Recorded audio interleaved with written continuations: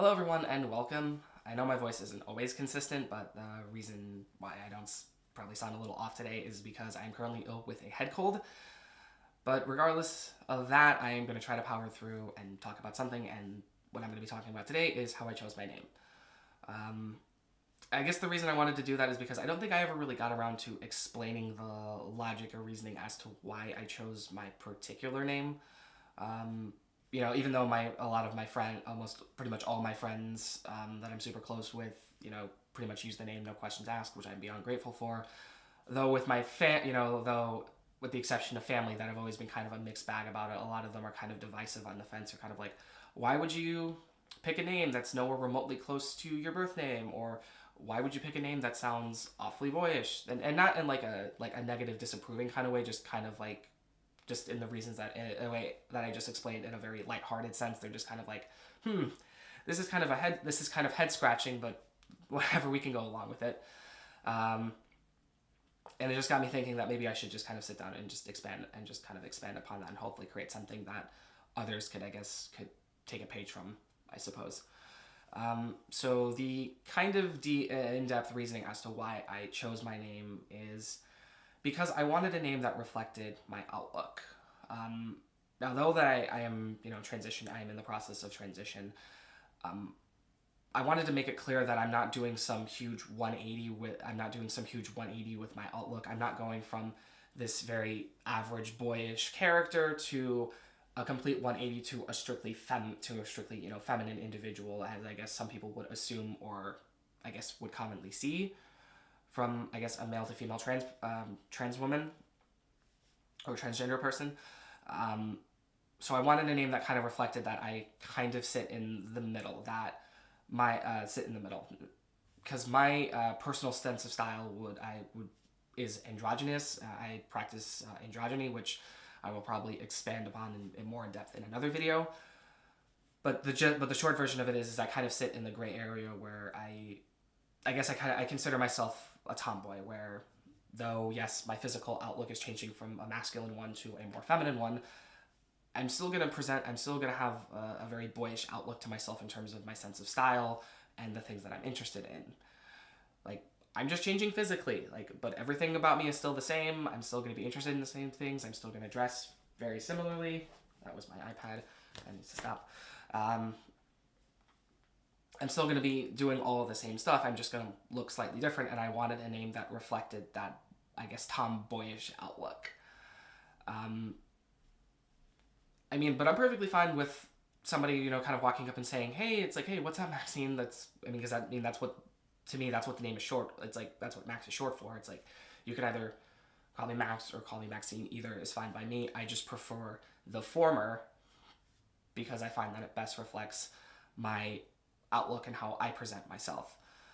But either is perfectly fine with me. That's just what I personally prefer. That's what I'm comfortable with. That's what my friends refer to me as. And I'm still kind of getting around to getting my family to refer to me as. Not that they're totally 100, not that they're fully disapproving. It's just trying to explain that to them and get them more, I guess, comfortable get them more comfortable with that, if you will, if that makes sense. But what got me to choosing that name, and aside from those reasons, is also because I was inspired by three of my personal favorite fictional characters. And I'm just going to kind of list them down. So first out of these characters is Maxine Caulfield from Life is Strange, or Max as she's referred to by pretty much every character in that game. Now, aside from the fact that it's one of my favorite games of all time, I also just really like her, Max as a character, because of just how relatable she is. I remember playing the game for the first time back in early 2016, and just seeing the way that she, kind of narrates to herself, talks to herself, the way she interacts with other characters, and the way she presents herself, her interests and everything. And all I could take away from that was, this is kind of, not only do I find that interesting, but also just, this is kind of the person I wish I could be. This is kind of how I wish I could present myself, go out into the world, and this is the kind of person that I would love to be, but I couldn't for obvious reasons beforehand. I was still very much in denial about all of that, being trans and all that transition stuff. So I just kind of repress that and just focus on the fact that I just found her a very interesting character. But deep down, I just kind of wanted to be just like her because she reflected, who I wanted to, what kind of person I would really wish I could, what kind of person I really wish I could be.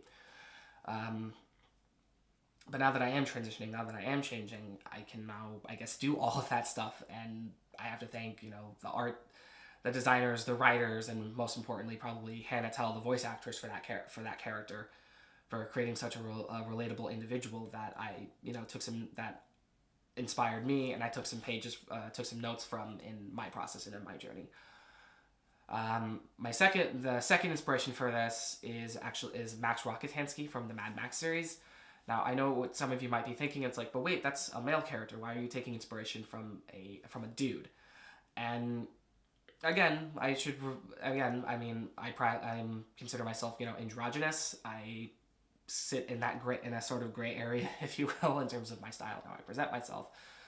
But I don't really relate to that character in kind of my outlook and my personality. I just kind of not really relate to him. I just find him a very interesting character. As someone with mental concerns, with a handful of diagnosed mental concerns, I find psychologically damaged or broken characters to be very fascinating, intriguing, in a kind of perspective type of way where I don't relate to so-and-so because they have all of these mental disorders. I just kind of find them interesting to just kind of observe and see the way that they kind of approach the world in this former everyman turned lone wanderer who lives off of the sole instinct of survival at any means necessary, and while being burdened by all of the pain, suffering, and unfortunate things that have ever happened to him, to just be very interesting. So it just kind of served as an inspiration for me because I just find that character very interesting, and I also just really like the name, really just like his name or his nickname. It's like Mad Max. That's a pretty cool name. Not so much the last name, because the last name is ridiculous. It's so hard to think that's actually his last name, but whatever. I just think he's a really cool and interesting character. But last but not least, my final inspiration would actually be Max Payne of the video game series of the same name.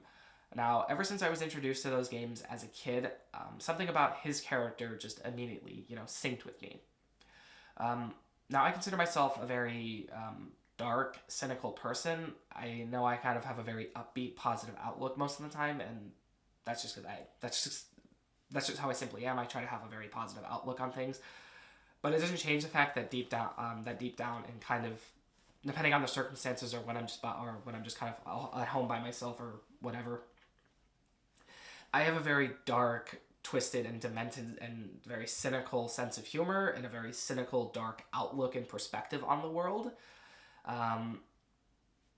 That's just how I've always been. I'm always kind of, as much as I kind of have an imagination and like to daydream and let my mind wander, my feet stay very firmly on the ground, and I keep my views and my thoughts very realistic and grounded in reality, which sounds very dark and depressing, and it very much is, but for me, that's just part of keeping it real. That's just part of how, keeping things realistic, if you will. And that's something that his character does times 10, and I really find that interesting, and I find that very relatable, that you have this very damaged, broken character who basically has nothing left to live for, yet he keeps pushing forward and, living and doing things in this constant state of suffering. But all through all of that, he still finds it within himself to crack wise and present his very dark, cynical outlook on everything that happens to him moment by moment, and just have this really weird yet interesting perspective on everything. It's not just like, and he doesn't even just go on like these rambling tangents about the things that are happening to him or the inner perspective stuff, or there's almost like an art to the way he structures his sentences and the way he describes things that happen to him or happening around him and everything. And it's super cool and super fascinating and super relatable in those areas as a, physical outlook, and as he is as a, a character. Not so much. I just relate to his perspective and the way his personality, and the way he kind of, talks and interacts with others and sees things. I find that very interesting and very relatable and just very cool. He's just a very cool character for all the wrong reasons, if that makes sense. It'd probably make more sense if you would actually, if you've never played the games, to just sit down and just play them just to see what I'm talking about here. Um, especially the third game, Max Payne 3, which is probably my favorite out of all the three. I know that's a controversial opinion for diehard fans of that series, but it's personally my favorite because I feel that the character is kind of at his lowest and most snarky and most dark and snarky, with the things he says and the way he interacts with others. And I find that just kind of be where I relate to him the most. And yeah, so those are the three characters that that I got inspiration from, that kind of helped me on the path to kind of figuring out the name that I wanted to be referred to as, and in turn, then the logic and reasoning as to why I go by this name. So I guess to conclude, name isn't really name is not really important. The name only, it's all about the self-worth. It's all about what the name means to you personally. It doesn't matter about what society expects about the societal expectations, about what other people think, or about fitting some kind of standard. It's all about what purpose, reasoning, and worth that name has to you, if that makes sense. For me, it's having a name that reflects my personal outlook, as well as being, as well as being inspired, and almost kind of a reference to three fictional characters of various walks of life that I find personally interesting, and in a couple ways I relate to in my real life, and that's what value the name has to me. No one can take that away from me. No one can deny me that. No one can say that I have to go by something different because it's my choice, and this is the purpose and value that it has to me. And the same can go for you. However you choose to present yourself, however you want to be referred to as, and whatnot, that is completely in your hands, and no one can take that away from you. You are who you want to be, and that is your right. That is your right, and it doesn't have to make sense to anybody else but you. But anyway, that is that. Thanks very much for watching, and I'll be back here next time. Take care.